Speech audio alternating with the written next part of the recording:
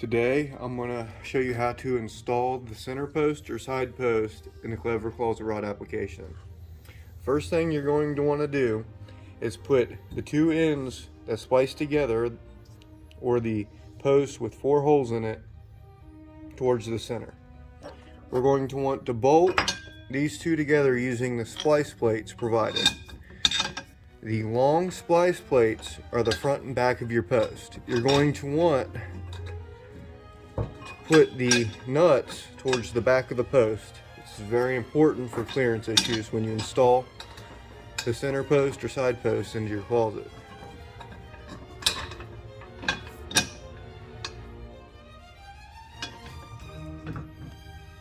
The nuts are towards the back or inside of your closet.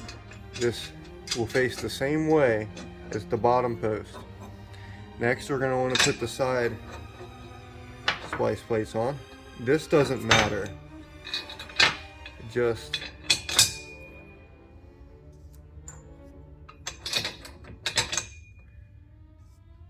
matters that the long splice plates nuts face towards the inside of your closet or away from your door. After your splice plates are installed, you're ready to slide the base plate in. The base plate has 2 holes, one for 84-inch applications and one for 80-inch applications. This corresponds with the hole at the end of your post. You're just going to want to slide this in here for now. And you don't want to put your bolt in until you have put your center post or side post into your closet. Next thing you're going to want to do is assemble your clamp. I've assembled one already, but I'm going to show you how to assemble this one.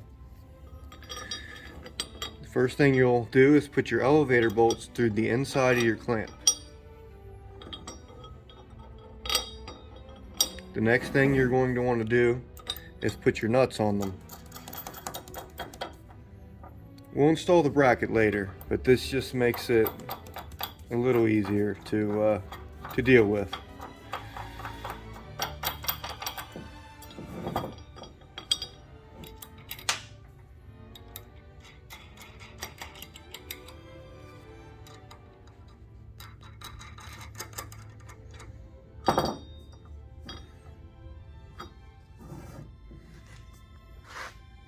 We're going to install the wedge for now. You will need to remove this to slide it on your post. Keep in mind that the rear tab, or the wedge, will be on the same side as the nuts of your splice plate or the toe of your post. So the clamp will sit like this inside the post. We'll go ahead and put this one on. You're going to want to tighten all your splice plates before you install the post. And leave this loose, but I would leave these loose, but I would tighten this before you set your post up. You're going to want to put these clamps on before you install the post in your closet, otherwise you won't have enough clearance. Now that we've got our post pretty much assembled, our clamps, the top and bottom, we're going to want to snug our post clamp wedges here and here. Leave this loose. This is the bolt you're going to want to tighten when you install your closet rods in the closet to leave them in. You're going to want to tighten your center post here.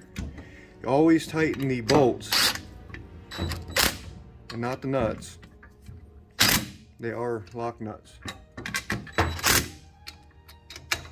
Now everything is tight.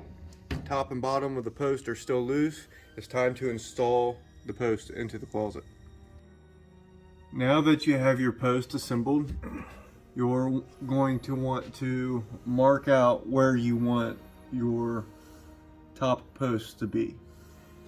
You can either put it on the side of your closet or on the top, because it fastens into the jamb. If you put it on the side, you're going to want to measure over 1.25 inches from the inside of your jamb, and you're going to want to measure 2 inches up from the top of your jamb and find solid blocking to mount your top angle to.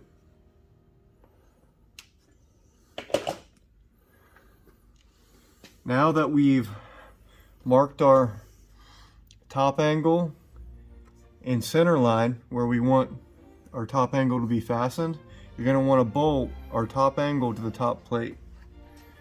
Doing this, we want to account for a 1/2 inch to the back of the angle and the top of the post. This is going to give you enough clearance for the splice plates on the post when you install it.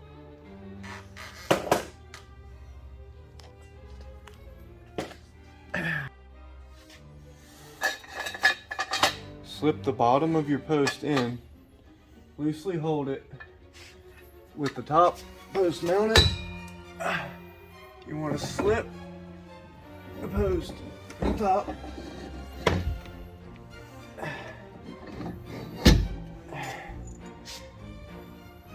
and find the closest hole that corresponds to the height. I would put the nut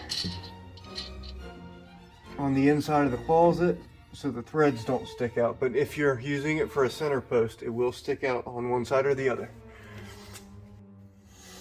With the bottom bolt installed and the top of the post fixed, you're going to want to make sure that your post is plumb both ways. Now it's time to secure the bottom of the post.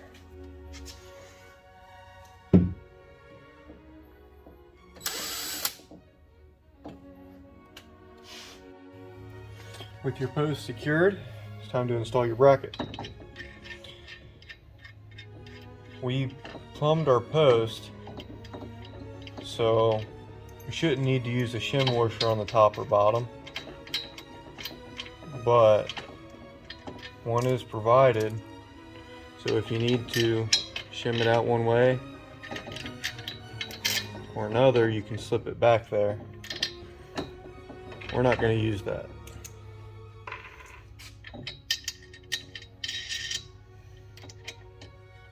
We're not going to tighten our bracket, but we're going to snug our bracket on the clamp. With our bracket installed, it's time to position our clamp. This is loose. We're going to need to loosen our wedge bolt, and we'll slide our post clamp up. We want to set our post clamp 1 3/4 at least from any obstruction at the top of our door jamb. At this point, we're going to want to tighten the post clamp wedge, and